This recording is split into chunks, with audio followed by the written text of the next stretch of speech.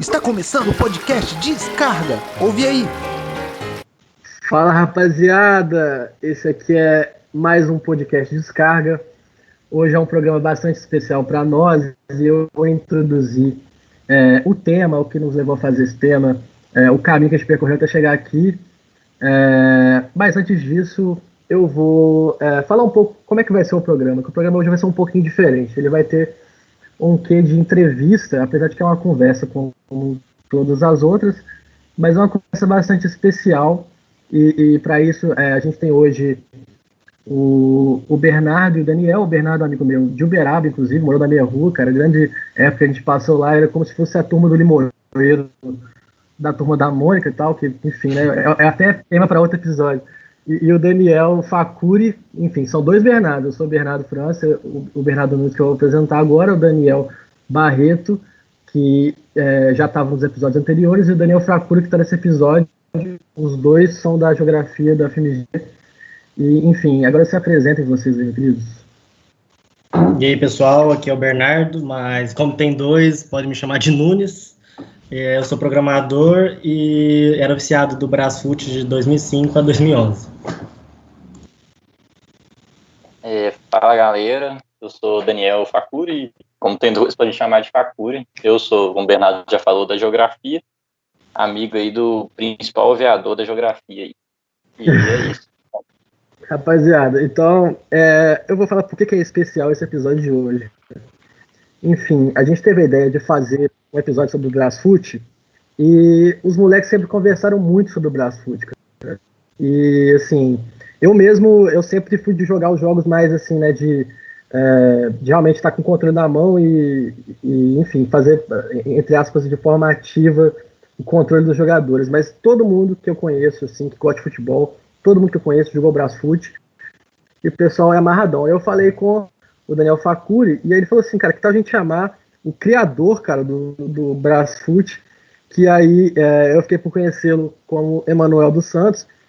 E aí o Daniel me falou que, assim, que eu achei até bem curioso, cara, que era um cara que tem nada mais, nada menos que um currículo invejável, assim, pra galera que, enfim, tá seguindo uma carreira acadêmica aí nas ciências humanas e tudo, que é basicamente quase todos nós estamos aqui, com exceção só do Nunes, que é programador e tudo. Mas, enfim, né, eu vou falar um pouco do currículo dele, e aí depois ele vai se apresentar, e enfim, primeiro de tudo vou agradecê-lo, cara, de estar participando com a gente desse episódio. É muito importante para nós, enfim, a participação dele. Entre aspas, ele é como se fosse um ídolo para todos nós, cara, que jogamos esse jogo e tal. Igual eu te falei, eu mesmo não joguei tanto, mas todo mundo aqui é viciado. E eu vou só falar um pouco aqui. Ele é mestre em História, cara, pela FMG, e é doutorando, faz pesquisa em História das Américas, Política Externa dos Estados Unidos, Relações Interamericanas, foi bolsista pelo PIBIC, CNPq, no projeto El Mercurio e La Nación, a cobertura da imprensa chilena sobre a crise do governo de Salvador Allende e o golpe militar de Pinochet. É bolsista no programa PJTC da CAPES, no projeto Representações de Desinstitucionalidade, o jornal El Mercurio e a crise do governo Allende. Mas hoje o papo é sobre futebol, sobre videogame de futebol, enfim, a gente sempre fala muito sobre política, então eu passo a bola para o nosso querido Emanuel. E aí, gente, prazer estar aqui com vocês, muito obrigado pelo convite, é uma satisfação participar de uma iniciativa como essa do podcast que vocês estão criando, né? E sempre que falam mesmo, me convidam para falar sobre o Brasfoot, a primeira questão é justamente isso, né? Como é um pouco curioso, porque eu venho das ciências humanas, né? Tenho uma carreira nas ciências humanas, me formei na licenciatura, professor de história, e por outro lado, eu dediquei uma parte da minha vida justamente à criação desse jogo, né? Mas tem a ver que desde a adolescência eu trabalhava com essa questão de informática, de programação. Na época do Mirk, é claro que vocês não vão se recordar, porque é algo hoje já pré-histórico, né? Que era um software de bate-papo anterior ao ICQ, ao MSN, né? Mas já naquela época eu trabalhava fazendo scripts para a Mirk e criei um programa que chamava Scoop Script, que também fez bastante sucesso no Brasil e tal. Então, desde aquela época eu vi que eu tinha facilidade, né, com programação, e era algo que eu gostava bastante. E em algum momento, já inclusive na faculdade fazendo história, eu tive a ideia de fazer um jogo, porque eu jogava jogos de simulação, né, sempre gostei de futebol, desde criança ia nos jogos do Mineirão, fiz parte da Máfia Azul quando eu era adolescente. Em algum momento eu percebi que eu acho que queria ter um jogo assim, com a cara do brasileiro, né, algo que fosse rápido, porque era uma época que tinha muitos jogos, tipo Football Manager, que são jogos um pouco mais pesados, né, e existiam outros jogos como o L-Foot, que é importante lembrar que é um jogo histórico também, mas que tinha bastante limitações. E aí eu tive a ideia de fazer algo aqui com a cara do Brasil, do brasileiro, né, para valorizar, inclusive, novos campeonatos, como a Libertadores, que não tinha no caso do L-Foot. Então, inicialmente, foi essa a ideia, né? E eu acabei dando um intervalo na minha carreira acadêmica. Eu comecei a fazer história no início dos anos 2000, fiz 2 anos do curso, e aí fui trabalhar com outras coisas, trabalhei com edição de vídeo, né, com programação, criei o jogo, e só alguns anos depois eu voltei para a universidade. E aí que eu pude, né, terminar o curso, me formar como professor, fazer o mestrado, e agora eu estou no doutorado na UFMG. Você está ouvindo Descarga! Antes de começar e entrar de cabeça no bate-papo desse podcast, a gente vai introduzir um pouquinho o que vai ser o principal assunto desse podcast. A gente vai falar sobre o Brasfoot. Brasfoot é um jogo brasileiro que é lançado a cada ano, sendo que sua primeira versão foi lançada em 2003. E ele é um jogo de futebol que é extremamente simples. Ao contrário do FIFA e do PES, que você controla os jogadores, no Brasfoot você apenas escolhe a tática de forma muito simples.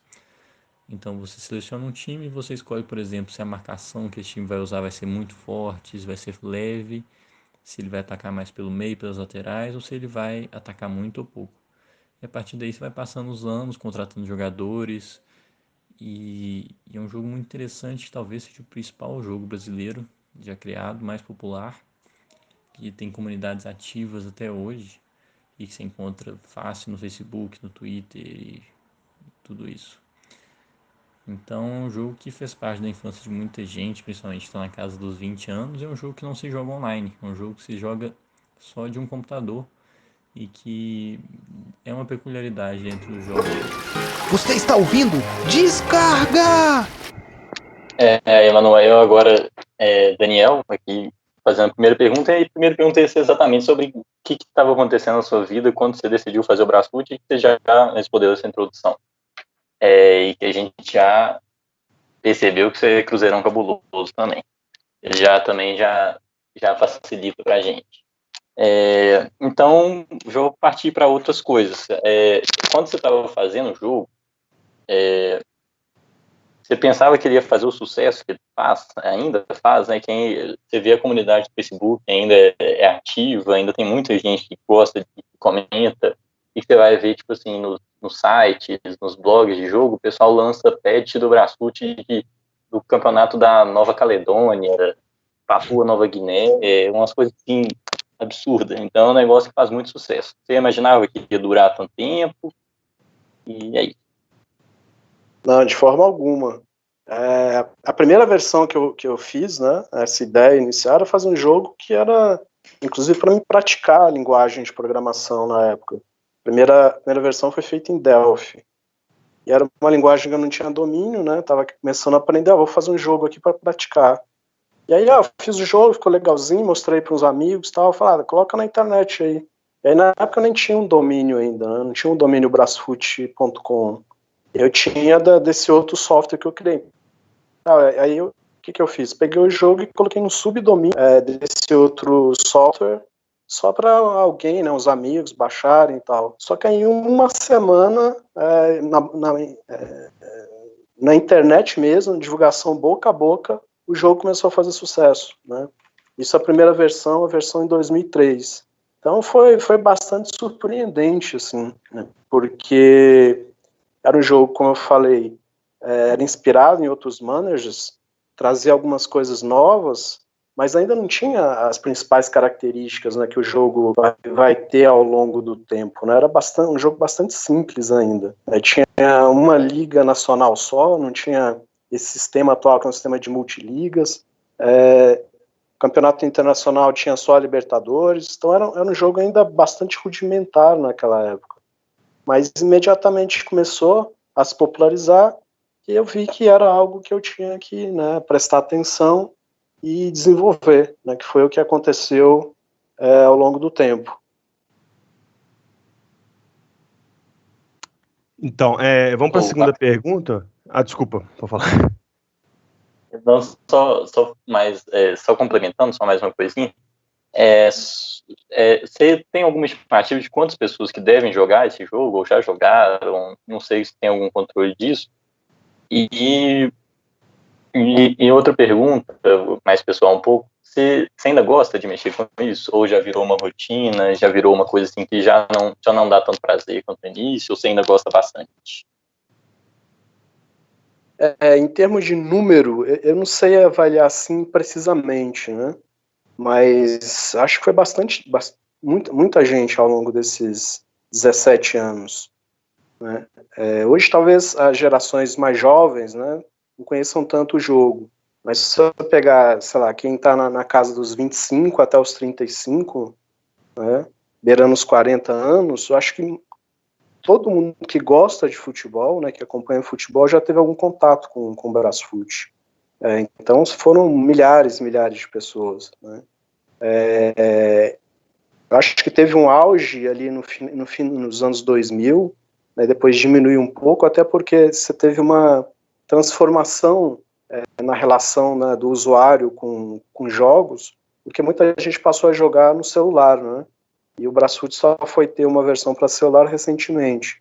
Então, a partir de 2004, 2005, teve uma diminuição do público, mas que depois, agora, recentemente, com a versão nova 2020,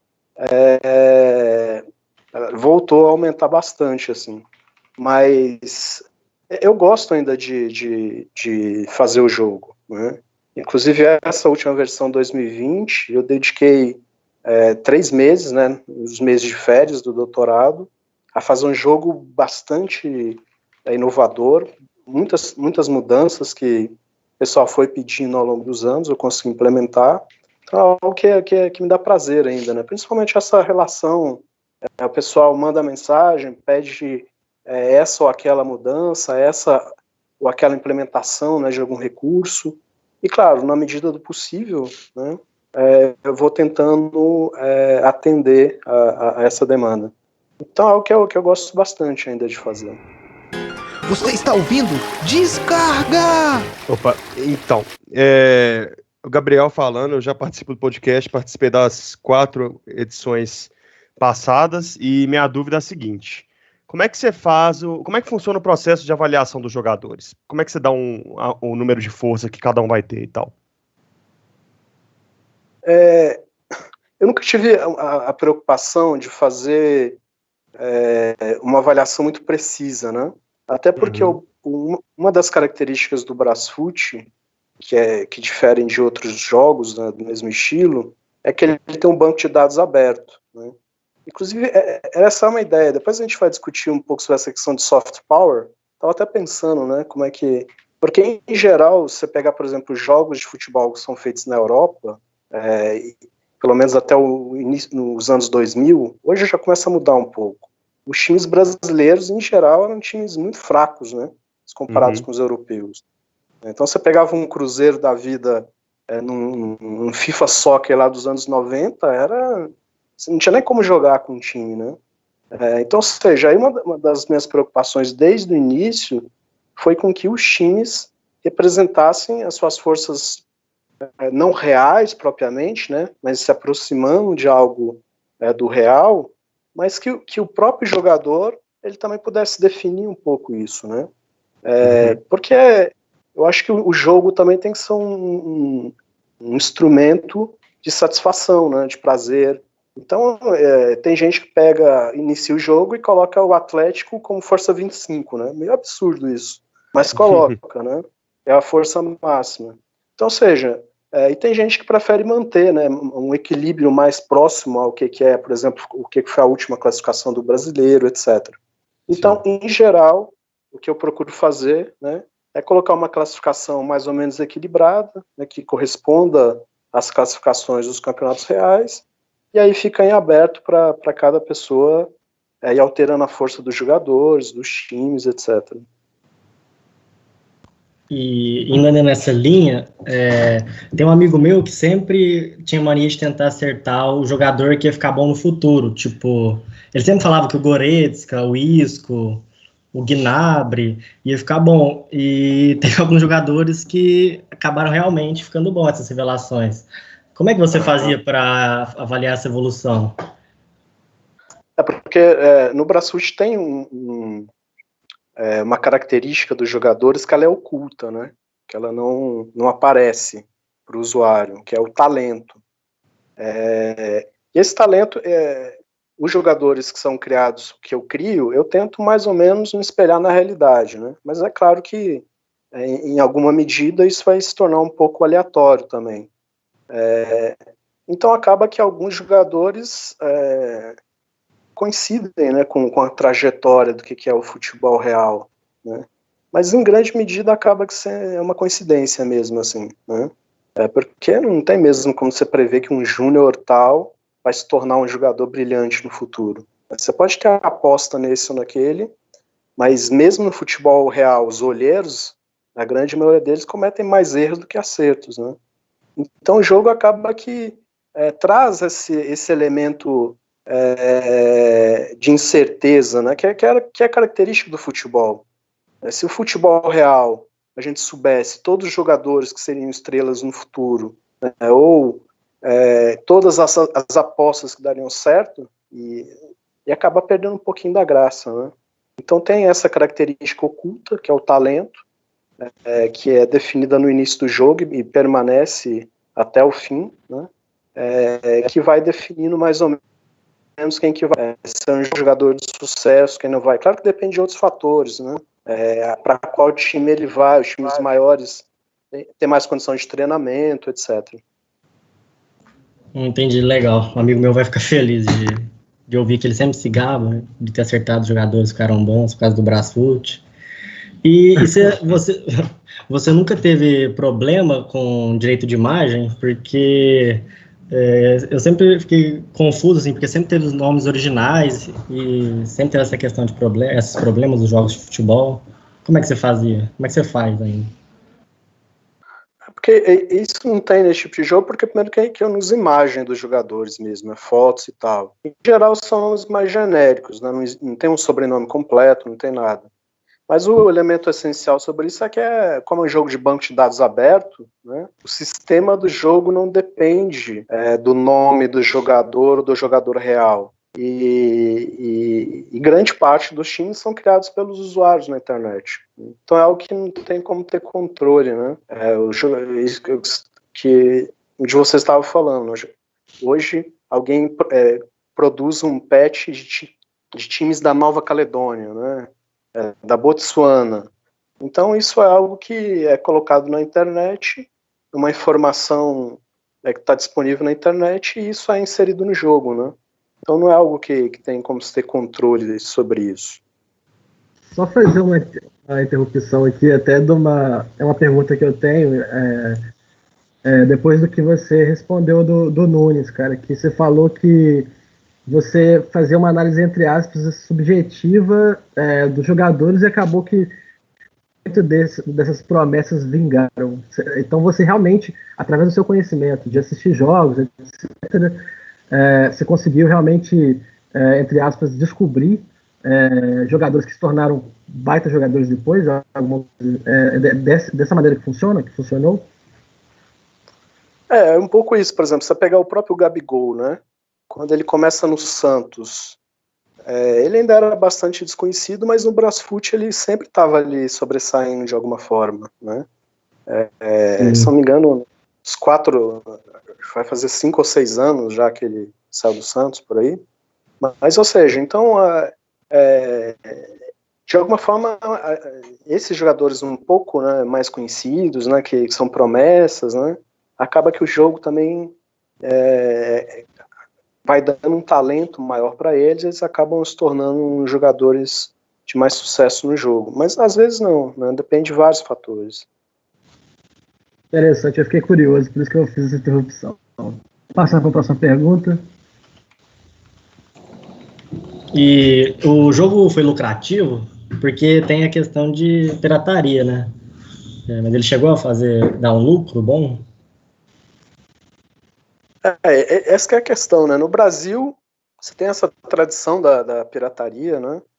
E como sempre foi extremamente simples baixar o registro pirata na internet, acaba que o número de pessoas que efetivamente compraram são poucas, né? Nunca me permitiu viver exclusivamente do jogo, né? E eu nunca me preocupei tanto com isso, porque é claro que eu não quero também bancar o jogo, porque tem os custos, né? O tempo que eu dedico, o valor que é gasto para manter o site, essas coisas, né? Então eu acho que tem que ter alguma remuneração, né? Mas eu também nunca me preocupei em ficar rico com um jogo como esse, por exemplo, né? Porque o objetivo nunca foi esse, né? O objetivo foi criar um jogo legal, que o pessoal jogasse. Inclusive, sempre preocupei com o elemento da sociabilidade mesmo. Eu fico muito satisfeito, por exemplo, quando alguém me manda um e-mail e fala: a gente reunia a turma em casa para fazer um churrasco e jogar Brasfoot, né? Porque uma das características do jogo era essa, né? Você pode inserir vários jogadores, vários técnicos humanos, né? E todos eles jogam no mesmo espaço físico. Ele nunca foi um jogo online. Então isso aconteceu muito isso. O pessoal fala, me reuni depois da aula com a turma para jogar Brasfoot. Então acaba que é um instrumento de sociabilidade ali, né, de amizade das turmas e tal. Então eu sempre fiquei muito satisfeito com essas coisas. Então nesse sentido eu nunca me preocupei em transformar um jogo em algo rentável, né, que eu pudesse viver disso, até porque eu sempre me dediquei, né, a outras atividades, né, e nunca pensei em trabalhar só com programação. Bacana. E você nunca pensou em deixar ele open source, não? Eu nunca pensei, mas que é aquilo, né? Quem é programador sabe que existe muita... eu nunca fiz um jogo pensando em publicar o código-fonte, né? Então, um código-fonte que ele é cheio de características que só eu vou entender e que eu vou gastar muito tempo se eu quiser, por exemplo, formatar ele para um padrão aceitável para uma comunidade, para todo mundo poder ter acesso e desenvolver, né? Então, acho que, nesse momento, acho que daria um trabalho grande para poder deixar público, né, código-fonte do jogo, assim. Mas no futuro, quem sabe. E ele acaba virando pessoal, né? Tem isso também, né? Que é algo que eu gosto, tenho prazer em fazer, mas pode ser que em algum momento eu transforme ele num jogo de open source e para, inclusive, contribuir para uma comunidade que ainda joga, né, que gosta de desenvolver. Isso é algo que pode acontecer no futuro. Você está ouvindo? Descarga! Beleza. Não, eu lembro muito disso, você fala da sociabilidade, para mim uma das clássicas lembranças, assim, de quando eu tinha 12, 13 anos, virar a madrugada jogando Brasfoot com a galera. E boas lembranças.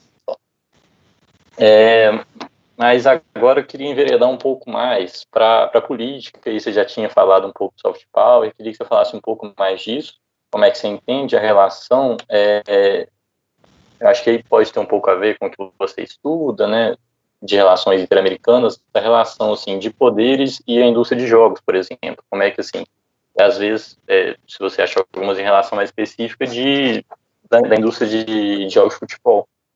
E se você acha Brasfoot vai na contramão disso, dessa criação, assim, do que é uma coisa que é muito imposta a gente, muito engolida, né? E, não sei, que a gente não questiona muito, geralmente, né? Quando a pessoa tá jogando FIFA, tá só lá, mexendo no jogador e tudo, e que é divertido também, mas aquilo passa várias coisas que talvez não sejam reais pra gente. Esse tema é um tema bastante interessante, né? Ele não é propriamente meu tema de pesquisa acadêmico, né? Eu não trabalho com a pesquisa sobre jogos, embora eu discuta um pouco o conceito de soft power nas relações internacionais, apesar que eu acho que tem um outro conceito que é até um pouco mais sofisticado, que é o de soft power, que é de hegemonia do Gramsci, né? E o Gramsci, que é extremamente mal apropriado pela essa direita, né, que faz uma caricatura, né, com essa ideia de guerra cultural, essa coisa toda, mas ele trabalha com a ideia de coerção e consenso, né, que vai um pouquinho nessa lógica também do soft power.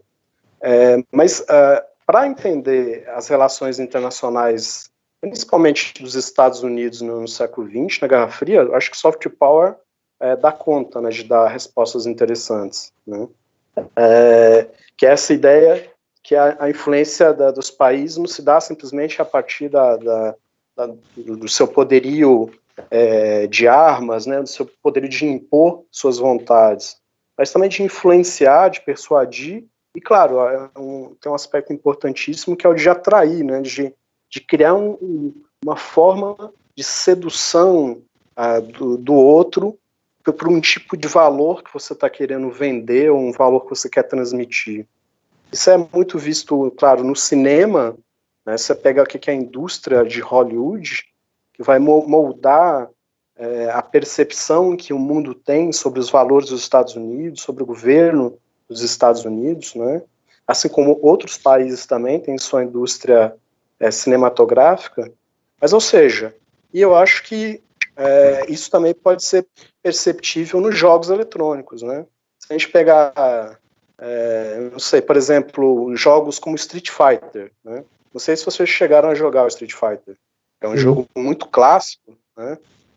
Mas que quando eu era adolescente era um jogo que todo mundo jogava, né? E você pega o Street Fighter, ali há um conjunto de representações sobre culturas que com certeza vai influenciando a percepção dos jogadores sobre determinados países, sobre determinadas culturas. Então você pega, por exemplo, a diferença que é a representação do jogo dos lutadores dos Estados Unidos e do Japão, porque o jogo foi produzido por uma empresa japonesa, né? Que em geral é associado a um país mais desenvolvido, mais civilizado, né, com uma cultura superior. E aí você pega, por exemplo, os lutadores dos outros países, como o brasileiro, o Blanka, né? O Blanka tem um cenário que é de fundo, que é uma selva amazônica.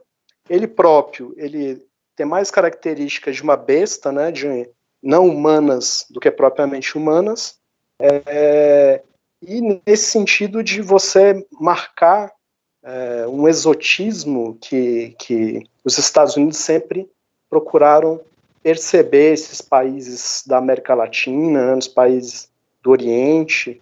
Então o Blanka, o lutador brasileiro, é um ser exótico, né, bizarro, um monstro, que depois que vence ainda tem um grunhido e tal, né? Então, os jogos também são um espaço onde esses valores vão sendo impostos ou vão sendo desenvolvidos e criando mesmo percepções a partir de certas ideologias, né, a partir de certas concepções de mundo. Então, a gente vê isso muito nesses jogos. Jogos de guerra, né, tem muito isso. Se a gente pega os jogos da Segunda Guerra Mundial, né, o papel dos Estados Unidos na Segunda Guerra Mundial é sempre o central, o grande vencedor. Aí você vai secundarizar quase completamente o papel da União Soviética, né, que é o que acontece muito também nos filmes de Hollywood. Então, eu acho que os jogos eletrônicos, eles têm isso. E no caso dos jogos de futebol, eu acho que aí corresponde muito a uma necessidade da indústria mesmo, né? É só ver o que se transformou o nosso futebol nos últimos 20 anos, né? O futebol nacional das nações da América Latina e do terceiro mundo vão perdendo força, né? Seus talentos são cada vez mais migrando para os países europeus, e tudo vai se transformando num grande negócio, né? Os grandes clubes europeus, né?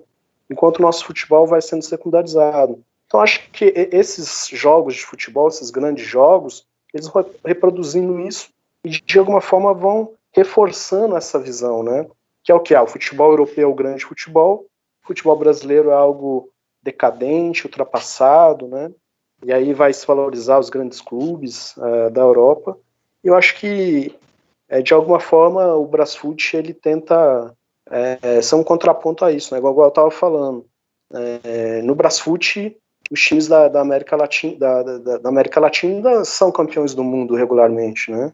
Você tem uma disputa de igual para igual dos times brasileiros com os times europeus. Não há uma desproporção tão grande, porque o sistema de economia no Brasfoot não é um sistema real, né?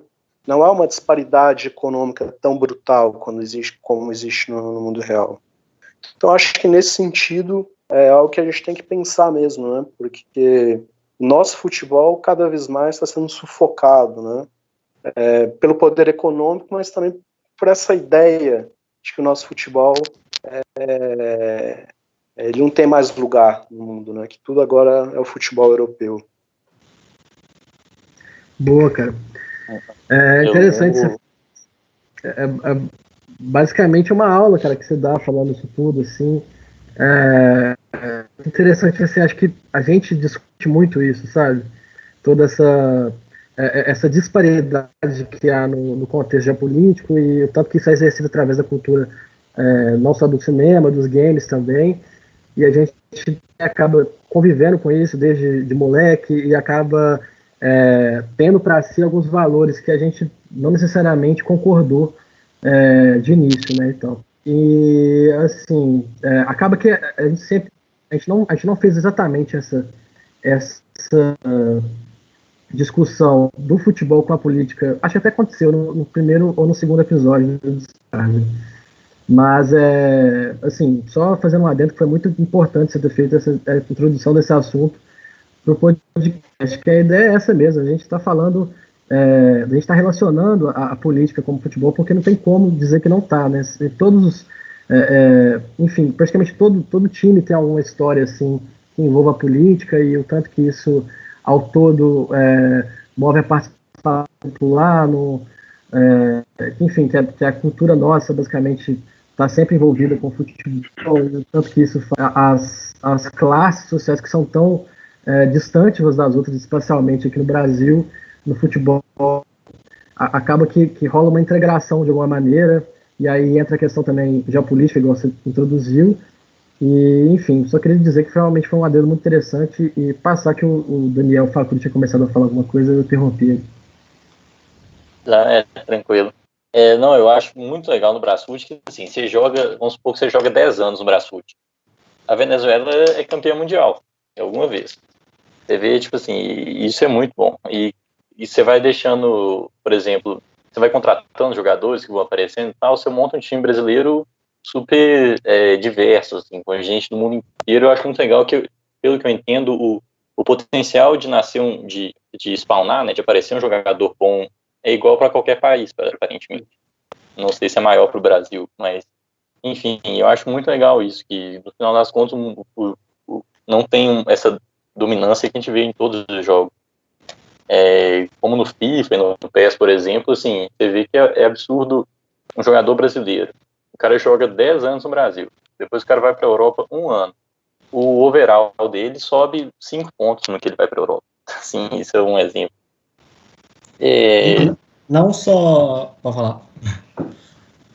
Não, e assim, eu acho muito legal que o Brasfoot, assim, às vezes, ele claro, ele tem umas dinâmicas mais simples do que o FIFA e o PES, não tem essa coisa da de controlar os jogadores, mas, assim, às vezes, por exemplo, quando você tem um jogador expulso e aparece lá que o jogador xingou o juiz, ou que deu uma tesourada, qualquer coisa assim, e os barulhos da torcida, isso eu acho mais próximo do Brasfoot, isso, do que no FIFA e no PES, em relação ao futebol brasileiro, por exemplo.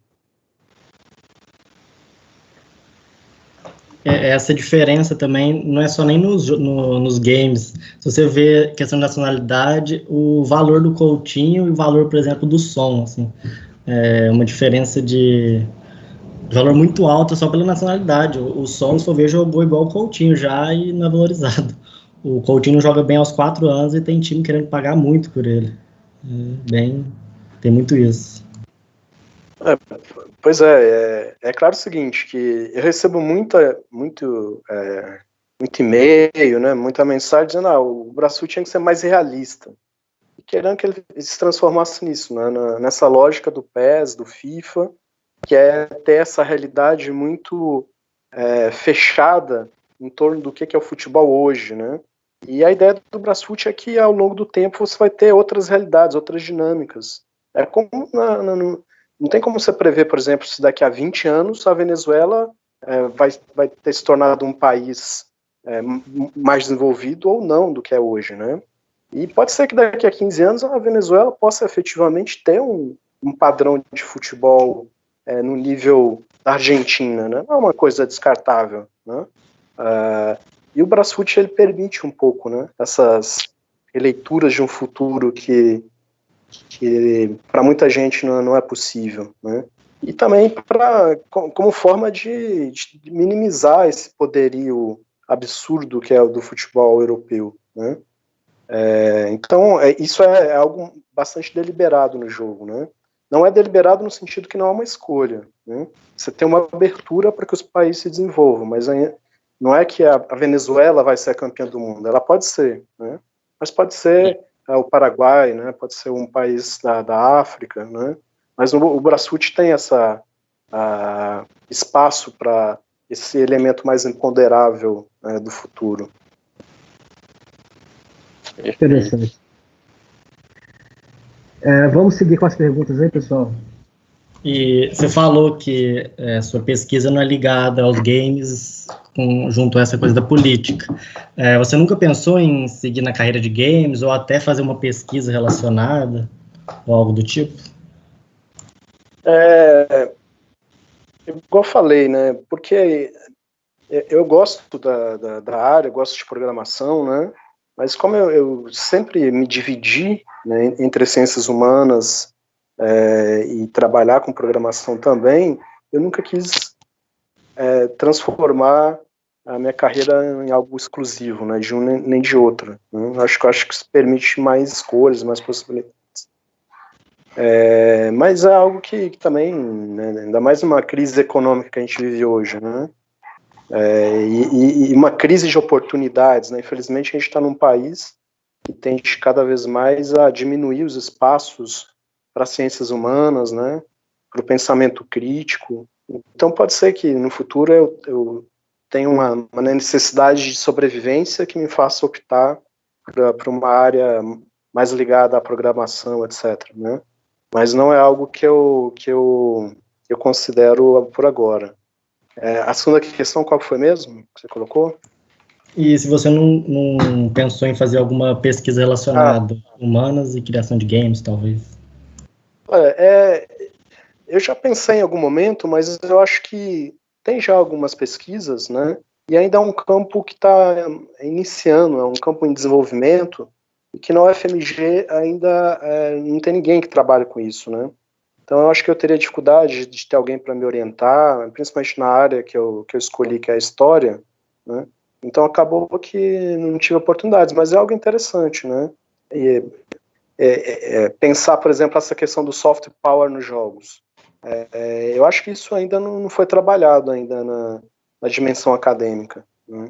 Ele é muito discutido na mídia, no cinema, mas com relação aos jogos eletrônicos, não. Há pesquisa sobre isso, mas com outros referenciais teóricos, né? Então, acho que é algo que, se alguém que estiver nos ouvindo tiver interesse, eu acho que tem muito espaço para isso. Pode dar origem a pesquisas bastante interessantes e inovadoras, né? Mas é algo que eu ainda não tive a oportunidade de trabalhar. Boa. E Aí, você já então, chegou a criar... Pode falar. Eu ia perguntar se ele já criou outro jogo. Se ele já chegou a criar outro jogo. Tava brincando porque que o Bernardo, que você já tá formando, Bernardo? Você já formou? Não, eu ia formar esse ano, mas agora, com a quarentena, deve ser ano que vem. É TI na UF que você faz, né? Eu nem acabou com Sistemas de informação. sistema de A- informação. Interessante. Nessa área chega até a ter umas pesquisas relacionadas, mas mais de inteligência artificial, mas ainda assim é bem pouco também. Viu? Saquei, velho. Então, Doc. Pode concluir a sua outra pergunta, então, o Bernardo Nunes. Eu ia perguntar se ele já chegou a criar algum outro jogo. Eu criei outro jogo. Você estava falando, eu criei outro jogo. Mas isso foi logo depois que eu criei o Brasfoot, eu criei um jogo online que chamava Cyber Tennis. Que era um manager mesmo, né? Que a pessoa. Aí esse jogo era um jogo de turnos online. E que a pessoa se cadastrava, escolhia um jogador, desenvolvia. Na verdade, ele se autorrepresentava, né? Ele era o jogador de tênis. E aí ele podia se inscrever nos torneios, ganhar habilidade, essas coisas. E o jogo começou até a fazer um relativo sucesso, assim. Era um jogo que foi traduzido para várias línguas, era um jogo que não tinha que pagar nada, totalmente gratuito. Só que aí, como eu na época eu estava trabalhando, né, estudando, não tinha como me dedicar ao jogo, né? E aí eu vi que o jogo tinha um potencial de crescimento, ia me sugar, ia precisar de uma pessoa, né, para se dedicar full time a ele. Aí acabou que eu não tive como manter o jogo e acabei fechando o jogo, né? Esse foi o outro jogo que eu criei. Você está ouvindo? Descarga! Bem, seguindo então as perguntas, o Brasfoot é um jogo que a cada nova versão ele apresenta inovações, né? Dá para reparar que tem algumas grandes inovações que fazem crescer mesmo o patamar do jogo, né? Teve essa inovação da academia de júniores, né? Foi muito interessante isso daí, porque antes você tinha que aposentar o jogador do seu clube, que estava lá perdendo força e ficando velho, e tinha até um fato engraçado, né? Meio trágico também, que tem como o jogador morrer. Nunca aconteceu comigo, porque normalmente eu vendia ou aposentava o jogador. E aí tinha aquela coisa de aposentar que você podia criar com um nome falso. Mas agora com essa categoria de base, dá para você revelar novos jogadores, contratar jogadores de outras categorias. Isso foi uma inovação interessante. Então a pergunta é, assim, se você poderia, de repente, revelar para a gente quais são os seus pensamentos sobre o futuro do jogo.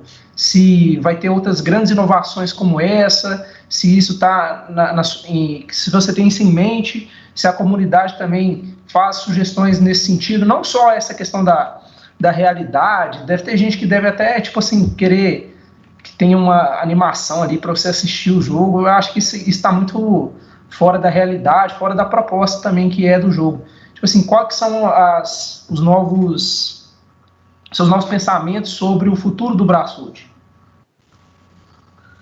Porque essa é uma questão interessante, porque se o Brasfoot ele começa a incorporar, por exemplo, isso, né, uma animação no jogo, né, e formas de você controlar jogador, etc., ele acaba virando outro jogo, né? Então isso não é a ideia. A ideia é ser um jogo simples, né, que seja rápido, que você possa jogar uma temporada inteira, sei lá, no intervalo da aula, né? Então, nesse sentido, eu acho que em termos de grandes inovações, eu acho que o jogo chegou no limite, né? Porque eu acho que não há nada assim substancial que possa ser implementado, né? Porque o jogo já tem todos esses sistemas de campeonatos internacionais, né? Esse sistema de júniors. E aí, o que o jogo pode evoluir, eu recebo muitas sugestões, né, pontuais sobre isso, é que em cada função é possível evoluir de alguma forma. Então, por exemplo, o jogo tem um sistema de treinamento, né, no modo de forças individuais, de habilidades individuais. Então, isso pode ser que seja melhorado no futuro, né? O mesmo sistema de júniors, algo que o pessoal pede muito, é que você tenha campeonato de júniors, né? Coisa que não tem no Brasfoot. Então, acho que isso é uma possibilidade, você ter uma Copa de Júniors, de repente uma Liga Nacional de Júniores, né? Então, esse tipo de implementação acho que é possível desenvolver, né? A própria Academia de Júniores, ela foi sendo melhorada ao longo do tempo. Então, por exemplo, essa versão 2020, eu implementei um outro sistema de geração de nomes de jogadores, em que eu peguei o banco de dados dos nomes mais comuns de todos os países do mundo, e isso permite que sejam gerados milhões de nomes diferentes e respeitando as culturas e as características de cada nação, né? Porque antes essa base era muito mais limitada, né? Então, se, por exemplo, o espanhol, você tinha uma base de nomes de jogadores que eram criados, mas o nome de um jogador no Paraguai poderia surgir no México. Quando você vê a cultura desse país, você vai vendo que sobrenomes, né, que nomes próprios, cada país tem nomes com características distintas, né? Claro que coincidem alguns, mas outros não. Então, ou seja, há um conjunto de possibilidades, de melhoras que eu pretendo ir implementando, mas eu não tenho em mente, né, por enquanto, nenhuma grande mudança. Há o sistema online, que é muito pedido, mas o sistema online, acho que primeiro que é matar essa ideia do jogo mesmo, né, de ser um jogo para reunir pessoas no mesmo espaço, e segundo que é um sistema que ia demandar um nível de tempo para ser implementado, que eu acho que transcende muito a possibilidade que eu tenho hoje. Pô, achei muito interessante aí a sua resposta. Eu ia justamente perguntar sobre esse sistema online, porque um problema que aconteceu comigo, que eu era mais novo, né? Era criança mesmo, moleque. E, tipo assim, nem sempre criança pode ter, por exemplo, seus amigos aí vão poder jogar com você, nem sempre, né? Então, assim, a gente acabava deixando muito de lado as campanhas que começavam no Brasfoot. Eu, particularmente, acho que seria muito legal se tivesse um modo online. Infelizmente, aí teria esse problema da implementação, mas é uma ideia muito interessante. E também com relação você comentou ali, quando você está falando da força dos jogadores, do desenvolvimento deles, sobre, sei lá, um time que é mais forte, teria uma estrutura melhor. Então, quer dizer que a força do time influencia na evolução dos jogadores? Eu não sei se eu entendi mal. Queria só fosse esclarecido esse ponto. Sim, sim. Mas isso é algo que sempre teve no jogo, né? Então, por exemplo, o próprio desenvolvimento das forças, ela é limitada pelo nível do time, né? E o nível do time é influenciado pela reputação, pela divisão que o time joga no campeonato. Então, ou seja, isso também é dinâmico, né? A própria reputação dos times, ela vai sendo alterada ao longo das temporadas, de acordo com o número de conquistas ou, né, no caso dos times que estão na ponta, se eles deixarem também de ganhar determinados campeonatos, eles podem perder reputação, né? Então, um time como o Barcelona, se ficar 15, 20 anos sem ganhar títulos importantes, pode ter uma reputação de nível nacional, por exemplo. Então, tudo isso influencia na velocidade do desenvolvimento dos jogadores, na força e na limitação também, né? Porque também não faz sentido, por exemplo, você ter um jogador, vamos supor, como o Messi, né? Se o Messi jogasse sempre num time da 4ª divisão do interior do Brasil, dificilmente ele teria se desenvolvido ao nível, né, da sua técnica atual, como o Barcelona permitiu. Então, há uma tentativa também de não... Acho que teve só um eco, pode prosseguir. Então, sempre tinha uma tentativa também de manter o jogo numa certa realidade, né, para também não ficar uma coisa muito Frankenstein, uma coisa muito distorcida, né? Mas aí, ou seja, tem essas limitações também a partir da força dos times. Só que aí é uma coisa importante. É claro que um Barcelona ele tem a possibilidade de desenvolver um pouco mais que, por exemplo, um time da 1ª divisão do Brasil, mas isso não é na mesma proporção do que é o futebol real, né? Então, um jogador no Barcelona e, sei lá, no Palmeiras, no Corinthians, no Cruzeiro, o nível de desenvolvimento não será tão diferente. Ô, Emanuel, você falou que você tenta seguir os padrões da realidade e tal, mas você também falou que é cruzeirense. Você já deu aquela roubadinha pro Cruzeiro ou para algum time que você gosta? Ah, não.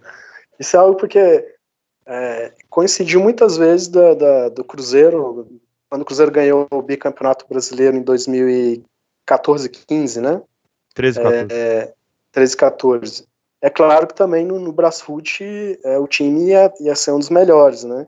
Então, nessas versões, o Cruzeiro ganhava bastante coisa, Libertadores, Mundial. Então, sempre tinha essa desconfiança, né? Mas eu sempre procurei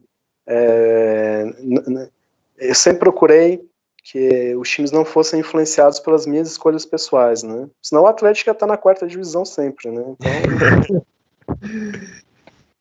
Cara, acho Eu sou curioso esse atleticano. Se eu momento. fizesse esse jogo, o Atlético ia ter Messi, Cristiano Ronaldo, todo mundo.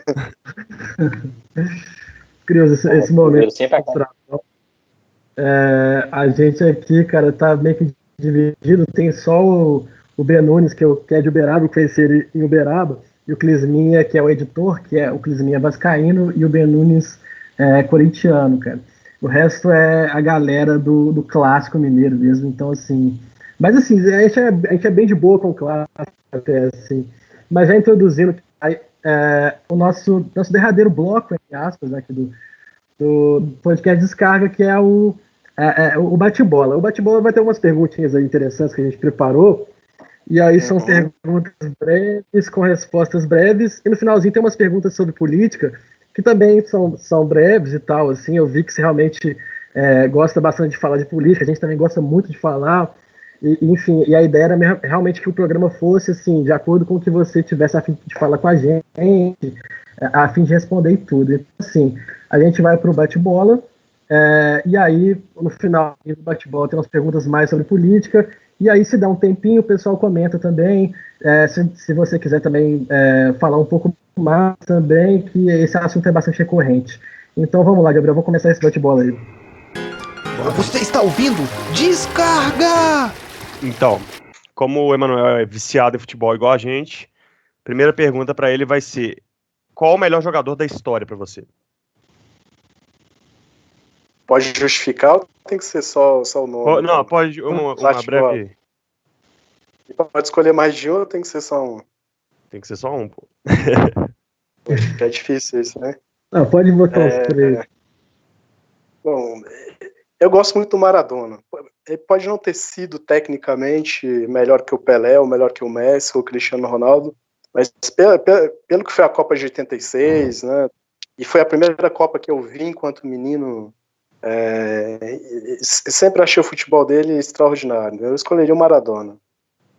Beleza. Segunda pergunta, melhor da atualidade para você. Para mim, o Cristiano Ronaldo. Resposta errada, mas tô usando. Brincadeira. Melhor time que você já viu? Time que eu já vi. Para mim, bom, valorizando o nosso futebol brasileiro, o Cruzeiro de 2003. Foi o melhor time que eu vi jogando. Melhor seleção?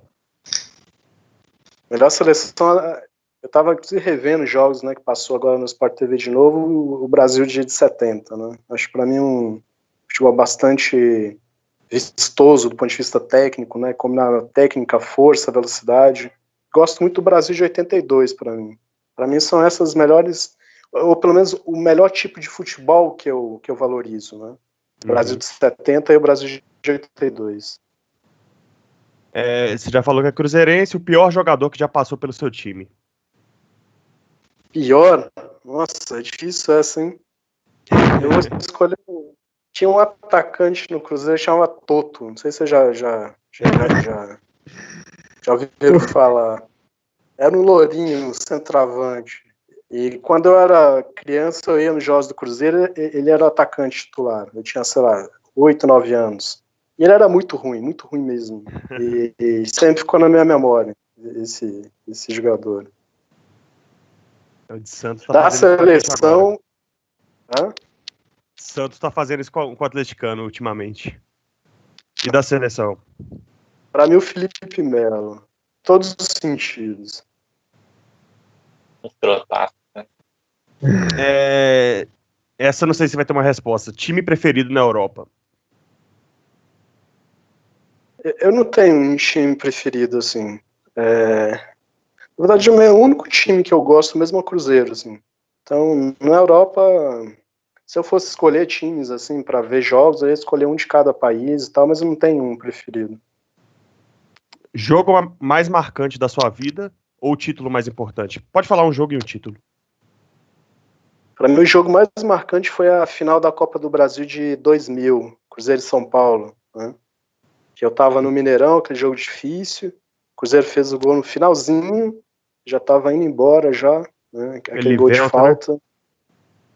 Foi, e esse para mim foi o jogo e o título também mais marcante. Mais até que a Libertadores de 97, assim.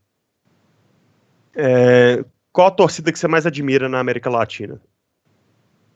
Torcida que eu admiro. Eu gosto muito da torcida do Colo-Colo, do Chile. Né?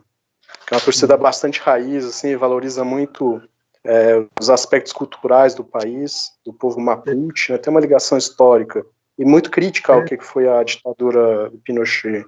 Gosto também da torcida do Boca. Eles até fizeram o negócio do Filipão lá, ele ia pro Colo-Colo, eles não quiseram, né? Recentemente. É uma torcida... E agora também, eu nunca gostei do Corinthians, assim, nunca tive simpatia pelo Corinthians. Mas depois que a Gaviões ali botou para correr os nossos verde e amarelinhos fascistas em São Paulo, é uma torcida que eu tô admirando também. Sua opinião sobre o... Para falar. Enfim, meu cunhado morou lá, cara, e tal, assim, inclusive, não é exatamente um assunto que eu manjo muito, mas tem muita essa questão que você falou do posicionamento político da torcida do Colo-Colo, e que tem a Universidade de Chile, tem a Universidade Católica, que são, entre aspas, as universidades mais elitizadas mesmo, assim, né, e o Colo-Colo acaba que agrega mais o povão e faz essa contradição, assim, com esses dois times, cara. E tem os clássicos chilenos e tudo. Não é um futebol que a gente costuma acompanhar muito, mas é muito legal você ter apontado isso, assim. Você chegou a conhecer lá também, né?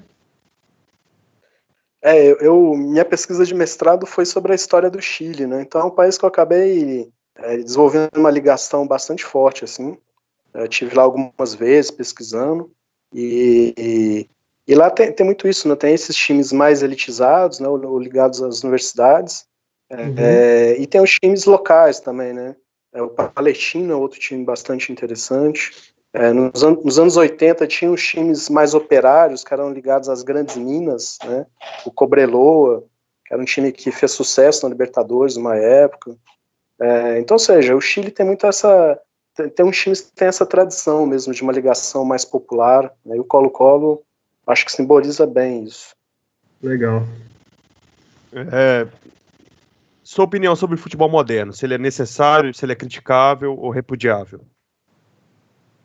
Eu acho que o futebol moderno ele está num risco grande de transformar num negócio, né? Já é um negócio, mas transformar só num negócio e abandonando completamente essa coisa do futebol enquanto arte, né? Enquanto paixão popular. Eu acho complicado, por exemplo, você pega a molecada hoje de 8, 9 anos, tá mais torcendo para o Milan, para o Barcelona, para o Real Madrid, do que construir uma ligação com seus times, né? Claro que isso tem muito a ver com a crise de futebol, que a gestão dos times brasileiros, né, uma parte deles, enfrenta, né? O Cruzeiro, né? É uma tristeza o que ocorreu com o Cruzeiro. Então, isso fragiliza essa relação dos novos torcedores, da torcida com seus times, mas que eu acho que o pano de fundo isso é esse poder econômico, né, esse grande poder que vai sendo desenvolvido em torno das grandes corporações do futebol, né, e que a FIFA, de alguma forma, também estimula isso, né, cujo centro de poder é a Europa. Então, eu acho que a gente, esse futebol moderno, né, eu acho que a gente começar a pensar formas, né, de tentar se contrapor a isso, né, que parte é difícil por causa que a gente sabe, né, o poder econômico ele determina muita coisa. Mas, não sei, tentar formas de valorizar mais o futebol local, né, de, inclusive, ter uma pressão maior para que os clubes tenham processos de democracia, né. Você pega o caso do Cruzeiro. Toda essa crise que aconteceu no Cruzeiro, ela tinha que ter dado origem a um questionamento interno e uma ampliação, né, dos seus espaços de decisão. A torcida, ela tinha que ter sido incorporada mais no clube, né, ampliar o poder da torcida sobre as decisões do clube, né. Então acho que o futebol ele tem que se aproximar mais da realidade do brasileiro, do povo brasileiro. Eu acho que isso é o que pode ser uma contratendência a essa transformação desse futebol num mero espaço de produto, né, um mercadológico que se expressa nesses grandes times, né, da Europa. Não, claro, aqui isso não significa uma crítica, por exemplo, de quem gosta do futebol europeu. Acho que o futebol europeu hoje ele consegue selecionar, né, grandes times. Cada time é uma seleção, na verdade, né?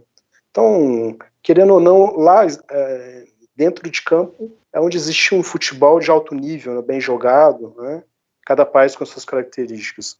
Então não é uma crítica a quem gosta desse futebol, mas no sentido da gente pensar o porquê que os nossos países aqui da América Latina também não podem ter, né, de volta esse nível de jogo, como era nos anos 80, por exemplo, né? Você pega os grandes times brasileiros, o Internacional, do Falcão, o Flamengo, o Cruzeiro dos anos 70, eram times que faziam frente a qualquer time do mundo, né? Então, essa disparidade que ocorreu nos últimos 15, 20 anos, a gente não reverte isso. O Brasil daqui a pouco vai estar no nível de futebol, sei lá, da China, dos Estados Unidos, né? Eu acho que é o que a gente tem que pensar. Concordo sempre. Você está ouvindo? Descarga! A última pergunta não, na verdade agora é para você fazer um breve comentário sobre o momento político atual, já que esse podcast nunca está dissociado da política também. Claro, eu acho isso fundamental, né? Teve aquela polêmica ali que surgiu ali, o Caio Ribeiro criticando o Raí, porque o Raí se posicionou politicamente, né? Eu acho isso um contrassenso muito grande, né? Porque todo mundo que ocupa algum espaço de poder, né, ele tem que ter o direito à fala pública, né, a emitir sua opinião. E pelo contrário, o que as ditaduras sempre quiseram foram que as pessoas elas se calassem, né, que elas omitissem o seu pensamento, principalmente quando é um pensamento crítico, né. Então acho que nesse sentido, acho que todo mundo tem que se posicionar. Acho que a gente está vivendo uma realidade bastante difícil. Nós que somos de humanas, a gente tem acompanhado já há bastante tempo quais são esses projetos do governo, seja para a área educacional, né, de corte de verbas, e que é um projeto que na América Latina se expressa no modelo neoliberal, que é um modelo bastante agressivo, no sentido de cortar verbas para as áreas sociais, de reconfigurar o Estado para que o Estado favoreça o capital rentista, né? Então, eu acho que nesse momento que a gente está vivendo, principalmente nesse momento difícil, né, de quarentena, de pandemia, de Brasil se aproximando de 12 mil pessoas mortas pela Covid, eu acho que a gente tem que se posicionar, inclusive apontar que esse governo que hoje está no poder, ele inclusive está sabotando, né, grande parte das iniciativas que estão sendo tomadas a nível local, a nível dos governos, das cidades, para combater essa pandemia. Então, acho que a gente tem que estimular esse pensamento crítico, né, e, de alguma forma, barrar, né, lutar, ou pelo menos lutar, para que se barre essa tentativa, né, de criar um caos no país, né, porque esse governo governa a partir do caos, né. Quanto mais caos, radicalização, esse governo vai conseguindo brechas para se manter no poder. Então, acho que a gente tem que aproveitar esse momento, né, e tentar, de alguma forma, contribuir para que se construa uma alternativa, né, a tudo isso. Muito interessante, velho, você falar dessa maneira. corrobora muito com o que, até o último episódio que a gente falou bastante sobre política, inclusive tá aí no Spotify, o pessoal que tá assistindo esse, quiser buscar os episódios anteriores. O último episódio em especial, a gente falou praticamente tudo sobre política, a gente falou, enfim, daquela semana conturbada que teve, semana passada, que foi com a saída do Moro e tudo, e aquela coisa, a gente sempre comenta essas questões e tudo, e agora você trazendo, enfim, tem tudo a ver, a gente vai para uma reta final agora. Enfim, tudo agradecer sua participação, dizer assim, cara, que foi incrível e tal, tudo que você falou, enfim, sobre o Brasfoot, sobre a questão do soft power, a questão política, tudo de alguma maneira meio que se encaixa e traz para nós como uma grande participação, assim, um episódio que eu imagino que tenha ficado bastante legal, cara, pra galera assistir. Então, assim... Você está ouvindo? Descarga! Só o meu último comentário aqui, antes de eu passar a bola pro pessoal, dar aquele último comentáriozinho pra gente realmente se despedir, que é o seguinte, que enfim, é mais um convite mesmo, cara, pra gente num próximo episódio aí, você quiser, se você tá realmente de portas abertas, cara, pra entrar aqui e participar mais uma vez, eu quero realmente, se você tiver interessado de fazer mais um episódio mais sobre política mesmo, porque a gente viu que todo mundo quer falar bastante, eu vou deixar uma brechazinha para todo mundo falar o último comentário que quiser. Enfim, seja, se for algo, enfim, né, no futuro, mais relacionado até com a questão do Chile, eu acho muito interessante, porque o Chile tem todo esse ideário neoliberal aí que o pessoal aqui tenta copiar de alguma maneira e sempre, tipo assim, de maneira mais falha possível e assim, abraçando ideias erradas que eles tiveram, em vez de abraçar algo coisas que deram êxito lá, como sociedade, como Estado, etc. A visão liberal aqui é sempre do racismo chileno. Tá? Você com certeza literalmente fez o estudo sobre isso, estuda isso, e tem muito mais a falar que a gente. Então fica esse convite e eu passo aqui a última mão para a galera mandar aquele comentáriozinho, pode ser sobre política, pode ser o podcast em si, para a gente finalizar hoje e, enfim, mais uma vez agradecendo a participação do Manuel. Eu queria agradecer demais também, foi ótima a conversa, pena que o tempo ficou curto, e o que eu fico muito feliz é que o criador do Brasfoot é um cara, tipo, super, um acadêmico das ciências humanas e super esclarecido, assim, super aberto a essa discussão, e isso deixa muito feliz, assim. E é isso, assim, as discussões eu achei também muito ricas, e agradecer de todo jeito. E valeu também, quem tá assistindo aí, acho que vai achar bacana também. Eu queria agradecer também, é muito legal participar de um podcast com um cara assim que fez parte da infância da maioria assim, dos brasileiros. É muito legal a sua opinião sobre diversos temas, menos sobre o Cristiano Ronaldo melhor que o Messi. Mas é isso. Boa. Também vou agradecer ao Bernardo e ao Daniel que participaram aqui e o convidado, Emanuel, portas abertas. Achei que foi muito enriquecedor mesmo, foi muito bacana essa edição. Eu queria agradecer bastante o convite. Convite? Tô zoando. Convite. Meu sotaque mineirinho, né, do interior. Mas sempre que vocês me chamarem para qualquer discussão, né, tô super top aqui discutir essas questões. Eu acho que todo espaço que a gente puder ocupar na internet, né, é fundamental. A gente sabe que existe hoje muita disputa, né, em política, de projetos, visões de mundo, e vocês têm uma visão bastante progressiva de mundo, de política, eu acho que isso é importante. Então eu estou aberto aqui a convite, né, sempre que vocês precisarem, foi um prazer falar com vocês. Eu gosto do Cristiano Ronaldo, mas eu gosto do Messi também, acho que está no mesmo nível ali. Fechou com chave mas de é ouro. isso. Falou, Manuel, muito obrigado aí pela participação, foi muito boa, muito enriquecedora mesmo, como o Gabras disse. Isso aí, valeu, galera, pela participação. Valeu, gente. Você está ouvindo? Descarga!